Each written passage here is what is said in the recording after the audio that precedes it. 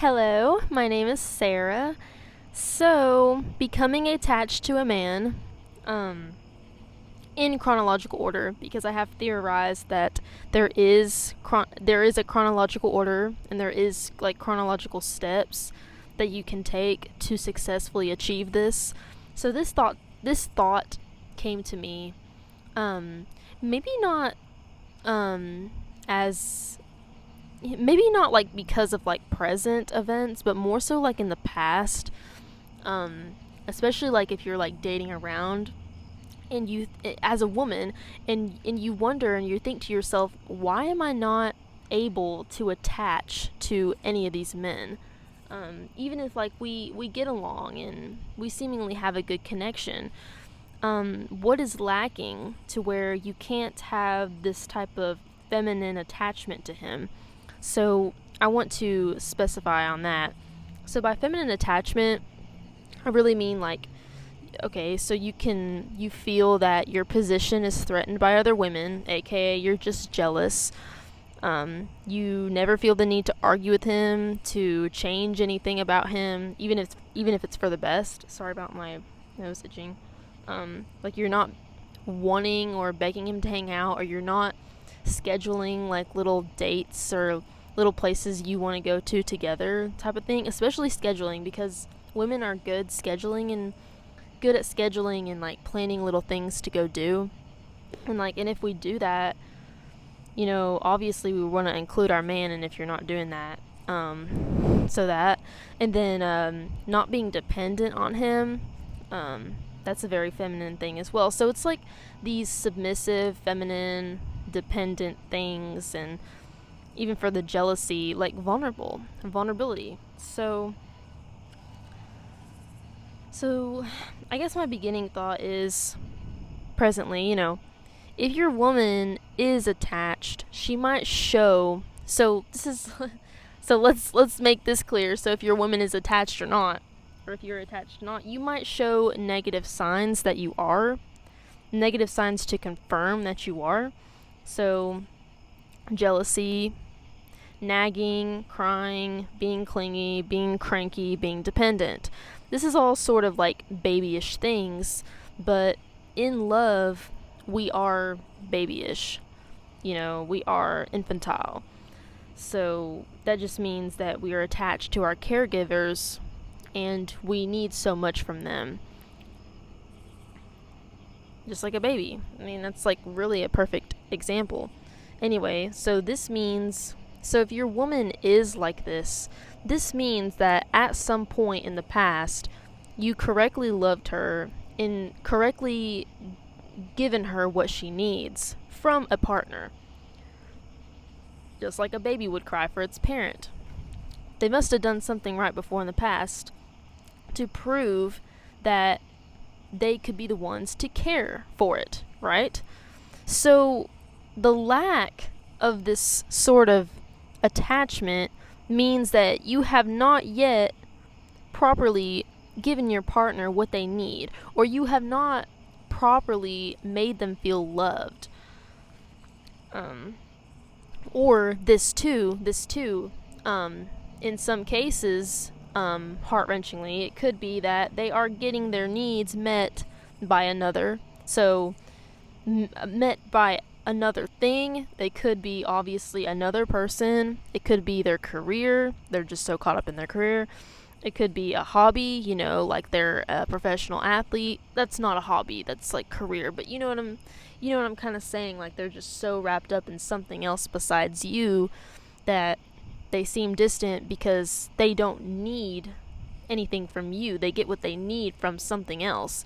And that's why we kind of worry almost too, when we haven't spent a lot of time with our partner and they seemingly seem, just fine, and that they don't miss us. It's kind of like, well, did you ever like get what you needed from me? Did you ever feel loved by me like I felt loved by you? Anyway. um so this is the problem. It's perfectly valid to worry that your partner might not be attached to you, because then what does that say about you? Hopefully you would think they would communicate to you about this. but they might not. So let's focus on you have yet to properly love them. So I'm gonna introduce the chronological order next. So I have theorized that it is ego boost, number 1, memory made, emotional intimacy, and lastly, sexual intimacy, which is like the most vulnerable, the most deep, That's the end goal, right? So ego boost is okay. Sorry, I'm like skipping over my own thoughts. So that's the chronological order, and I really kind of try to stick to it. Don't skip any. Don't rearrange it. Don't rearrange these things, and don't neglect any of these. So it's like don't skip any. Don't skip all the way to sexual intimacy without doing the ego, the memory, or the emotional, because that's not an attachment. That's not a deep relationship. It's very superficial without any of those other things. So obviously, so don't rearrange, so this goes with don't skip, right? Skip is like completely, but don't go to sexual intimacy first thing and then try to connect so emotionally after that, because then it's like, oh, you were interested in me that way first, and now you want to care about me emotionally.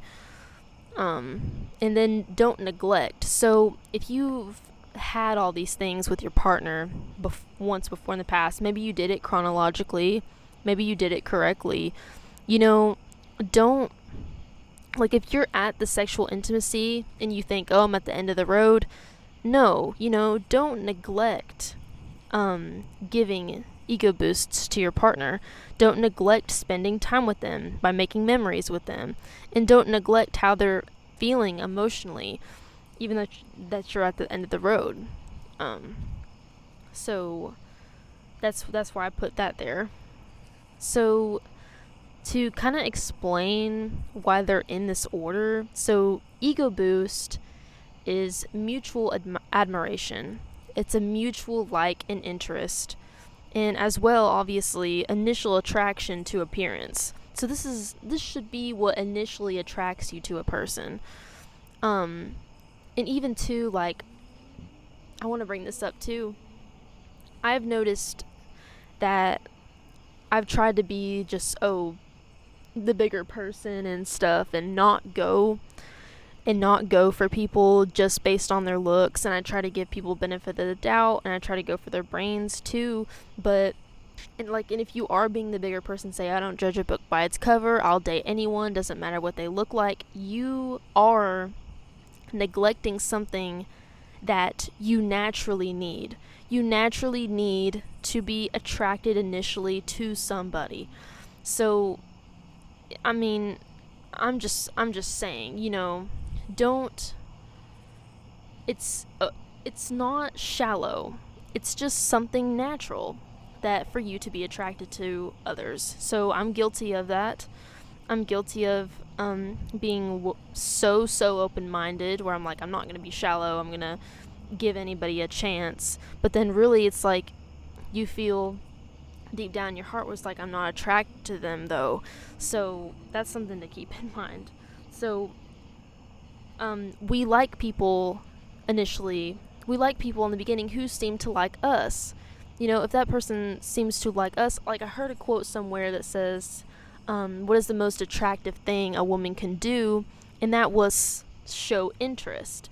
And that's why a lot of people say, when a woman smiles, that's really maybe signal oh gosh, like when a woman smiles at you, that's like a big thing, indicator of interest. She's happy, she's looking at you, and she's like, you're so handsome, whatever. So I don't know where I heard that quote. We like people who seem to like us. So the ego boost of this improves confidence, and it improves transparency. So if we are assured very much that this person likes the way we look.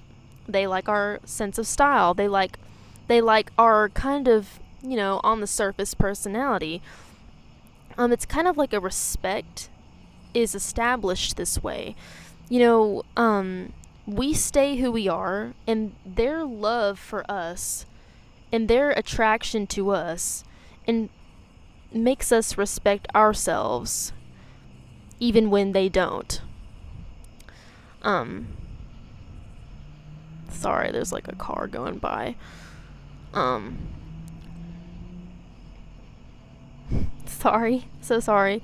So again, when somebody loves us, or when somebody initially loves us, like I'm saying, that it should be first, the ego boost should be first. If we can remember, how like obsessed or how much love and admiration they had for us in the beginning, we should hold on to that and remember that when maybe at some point, if they don't, or they don't treat us the same, we can recognize that and respect ourselves so much with the past love that they gave us to not tolerate that. Or we should always remember the circle of love in our lives, and if so and so treats me so well and likes my personality so much, I'm gonna continue. That's a reason for me to stay who I am. So this is so important in any relationship, because if you don't have this in every relationship, your future relationships, or the more relationships you make, are not going to have this strong foundation that the ego boost starts with. So even I can say, very personally, this is like very personal, like I said, I've been guilty of skipping the ego boost phase and going straight to like the emotional intimacy, like really trying to deeply get to know somebody, without like having them come to me, or without having them have a chance to like me.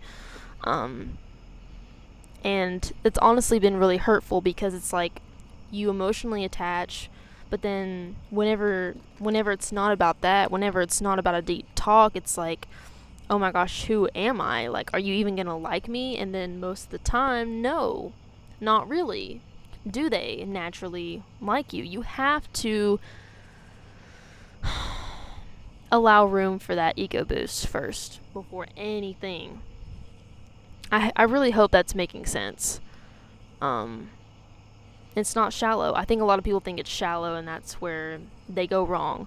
Let somebody like you. Let somebody compliment you for completely who you are before you give them your emotional heart. And before like you are like spending all this time with them. It's directed energy in the wrong place if you don't have this first. Don't give without receiving. You must receive first. Which is like attention and complimenting who you are.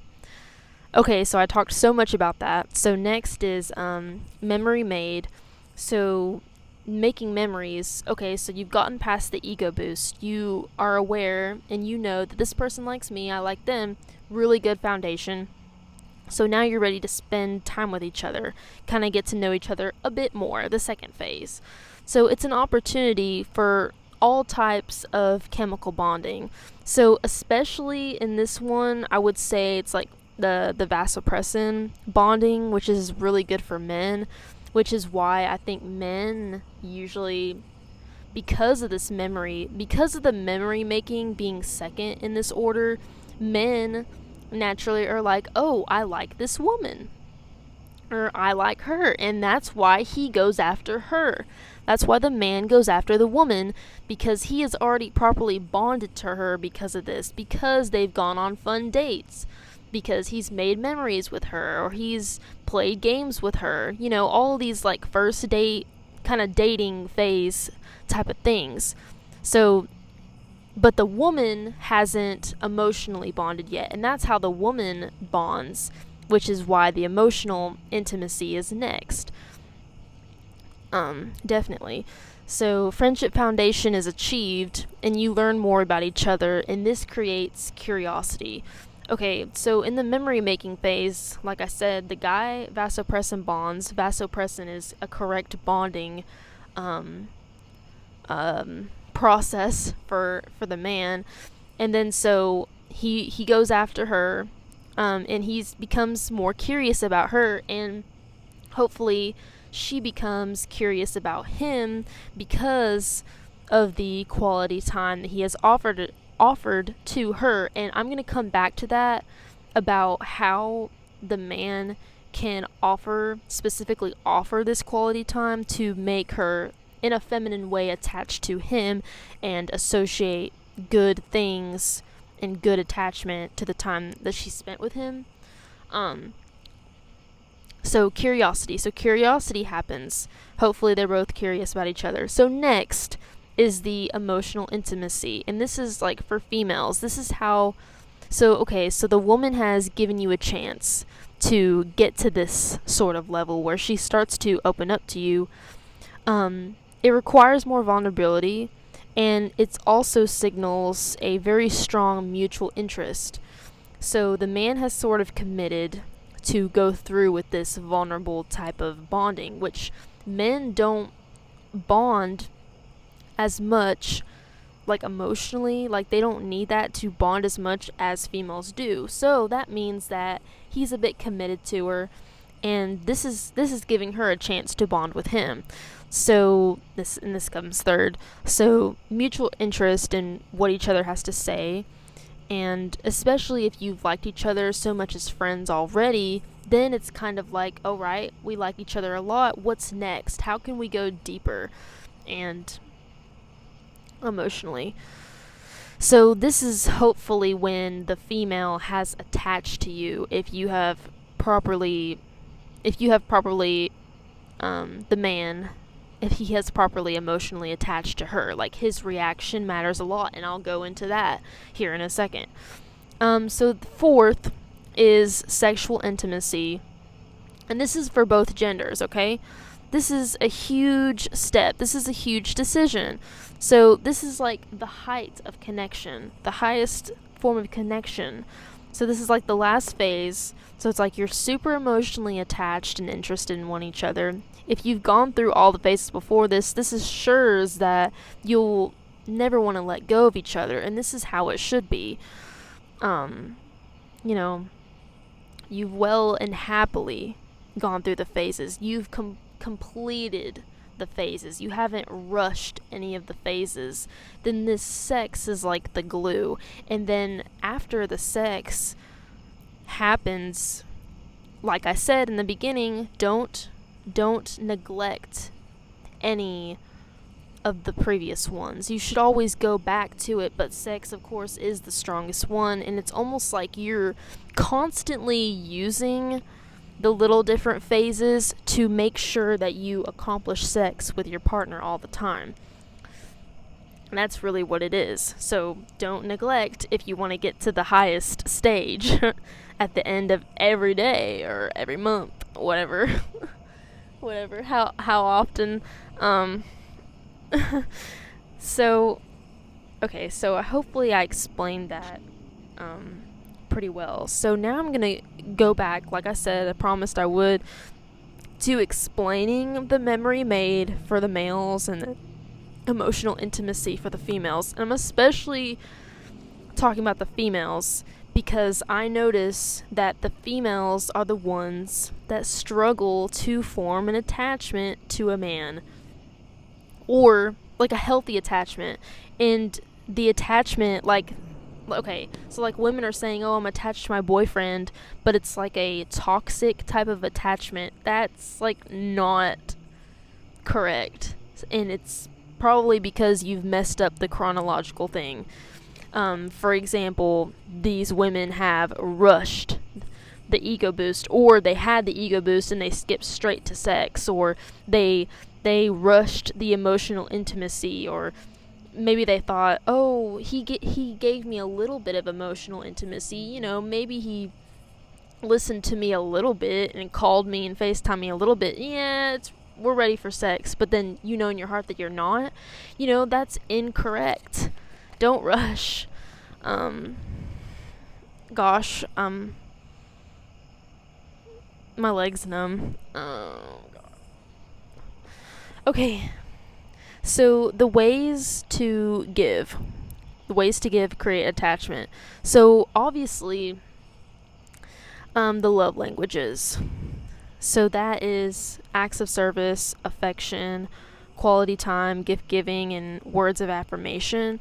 So I think especially in the memory making is this super important because you want to associate these good things and these languages that everybody needs. Maybe you do have a love language, but I would say try to love your partner in all the love languages. It doesn't hurt to know what the number one is, but try to do it all every day. And this can be done when you're spending time together like this. Because what this does, like, for the woman is maybe even if you don't know specifically what she needs, you're giving her your all. You're giving her and if you know that those 5 things, those 5 love languages are like the love languages, try to like do all of them. Try to be just so everything that she could need. That's the way I think about it. Give her all that you can and don't neglect any of them. Don't leave any of them out. Even if you're better in one than the other, still try to give your partner your all in those times. And always consider, like I said, like you might be good in one, but always consider, what am I lacking in? Do I lack doing acts of service for my partner? Let me focus on this week. And you can learn about your partner more this way just by seeing their reaction to this, seeing which one they appreciate the most. So next is, and this is so not talked about, but there's this book, I think it's called Blink by Malcolm Gladwell, and it's response. And so, or I'm going to call it response. I don't know exactly what he calls it, but in the book he conducts a survey where he knows with 99% accuracy what couples are going to last versus which couples are not. And in the couples that were 99% likely to last had this thing where they would respond to each other, as simple as that is. So the most basic example I can give of this, of what I mean by response, is something actually that happens very commonly, and that's when somebody sneezes and another person says, "Bless you." Okay, so this person has given something of themselves out into the world verbally.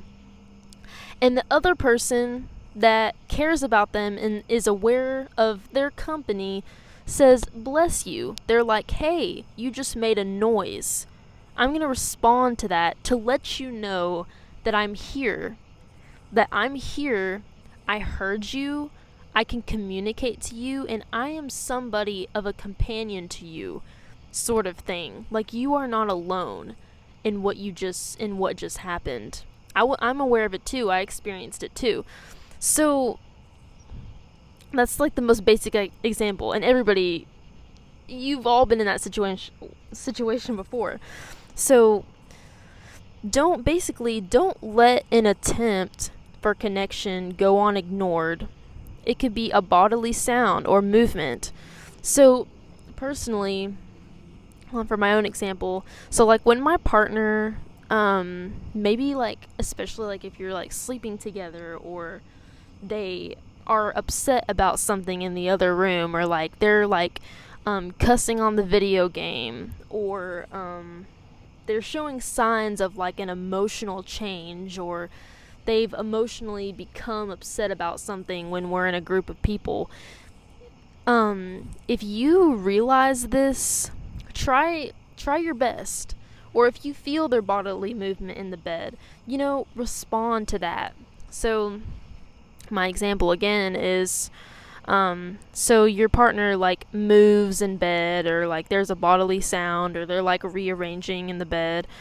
Usually, like when I feel them do that, whenever they're done, like I give them a little pat. Like I give them a little pat on the back, or like a little rub when they're done, because it's so simple, but it means so much when you respond to the other, to let them know that you're aware of what they are aware of. And it keeps you on the same page. And from the other person's point of view, it's like, wow, they care about me and we're so connected to each other. So important. Please try this with your partners. Please.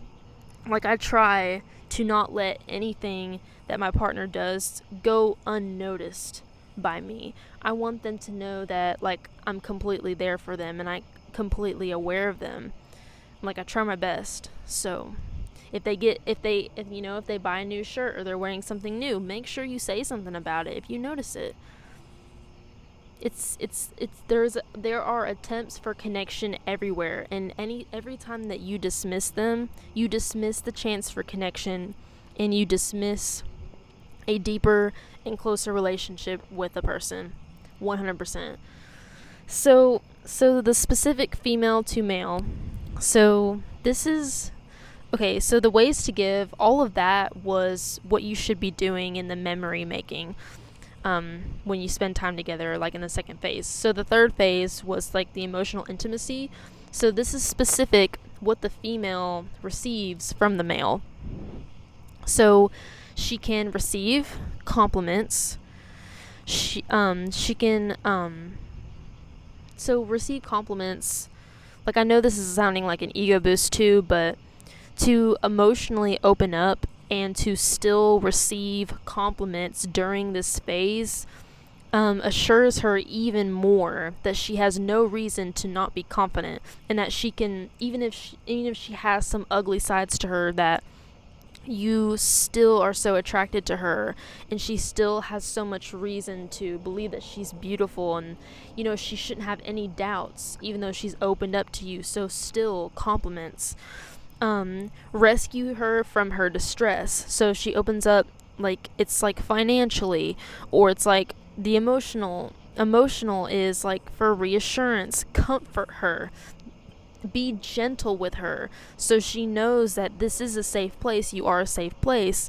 And if it is circumstantial, try to, maybe if this sounds bad, but if it's circumstantial, women, like a feminine woman, doesn't want to deal with that. She wants you to deal with that. So take over. Oh my gosh, my nose. Support her. Take over the situation.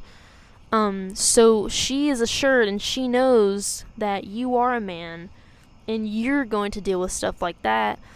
And experiences as well. Just be so giving to her that she thinks that she can't get it from elsewhere. And I know that sounds bad, but really it should be that way in a relationship, where you think so highly of your partner, you think so well of your partner. There's so much good things that have happened between you two that I can't get this from anywhere else. So I'm going to fully commit to this person. They're my everything. I'm going to give all my effort to them. This is so important, to have your partner in such a high regard like this. So, wow, of course, oh my gosh, like, I just talked so much about this topic, but I don't know if any of this sounded maybe too obvious, like, oh, of course, I should be doing this. But honestly, if you're a woman and you're wondering, why can't I say I love you to him, or why am I just don't care if other women talk to him, maybe it's an emotional trauma thing, or like you're genuinely wondering, it's because one of these things, the ego boost, the memories, the emotional attachment, one of these things is neglected. Or one of these things was completely skipped over. And for the man, the only things that are like really important are like the ego boost and maybe the sexual intimacy, you know. Maybe he doesn't even know that he should vasopress and bond with you for the memory making, and that's because that's just something that he does with his friends. This smoke signals, like this, I see it all the time. It's guys, like, you need to know that you need to be vasopressing bonding with your woman. Oh, why do I not feel connected to my woman? You don't like vasopress and bond with her correctly. You need to make that opportunity to do so, because you do it all the time with your friends. I just think people aren't aware of this. And then for women, you don't emotionally attach to him. You don't have the enough emotional intimacy. So important to know how we literally scientifically and chemically bond with one another. So something's lacking. And I just like to pick apart, because I want to be attached to whoever I'm dating. And if I'm not, I kind of do think of it as a problem, because if I'm not attached to you, I'm not going to be treating you with the love that I could. So, sorry, I've been itching my nose so much. I don't know why it's been so itchy. I heard like a thing once, like from my mom. I don't even know what it's called, but like, I don't even know what you would call it. Just like a saying, but it's like a saying like, when your nose itches that somebody's talking about you. I always think of that when I'm itching my nose. I hope you guys like this topic. I did have a writer's block about it for a little while, just because I knew the order, but I couldn't like organize how I was going to lay out the information. So hopefully it was understandable. Thank you so much for your time, as always. I've just loved doing this. So it's just so enjoyable every time. So thank you, and bye. Like and subscribe. That's awesome. But really, I'm here to just share my thoughts and share my brain, because I would be writing about it anyways. So why not make a video? Good night. Bye.